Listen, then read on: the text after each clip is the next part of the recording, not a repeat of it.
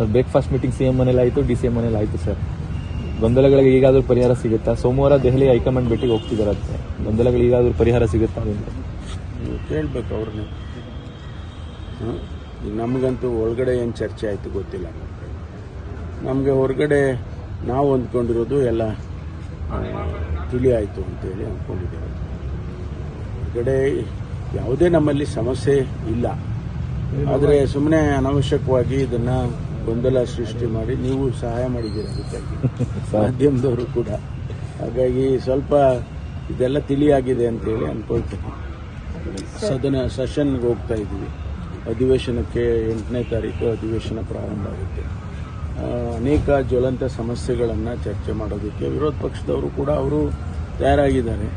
ನಮಗೆ ಯಾವ ರೀತಿ ನಮಗೆ ಸಲಹೆ ಸೂಚನೆಗಳನ್ನು ಕೊಡಬೇಕು, ಕ್ರಿಟಿಸೈಸ್ ಮಾಡೋದು, ಸದನದಲ್ಲಿ ಚರ್ಚೆ ಮಾಡೋದು ಒಂದು ಭಾಗ. ನಾವು ಅವರನ್ನು ವಿಶ್ವಾಸಕ್ಕೆ ತಗೊಂಡೇ ಕೆಲಸ ಮಾಡ್ತಕ್ಕಂಥ. ಸೋನಿಯಾ ಗಾಂಧಿ ಅವ್ರನ್ನ ಭೇಟಿಯಾಗೋವರೆಗೂ ಗೊಂದಲ ಹೋಗಿದೆ ಅನ್ನೋದೇ ಗೊಂದಲನೇ ಅಲ್ವಾ ಸರ್ ಅದು ಅಂತ?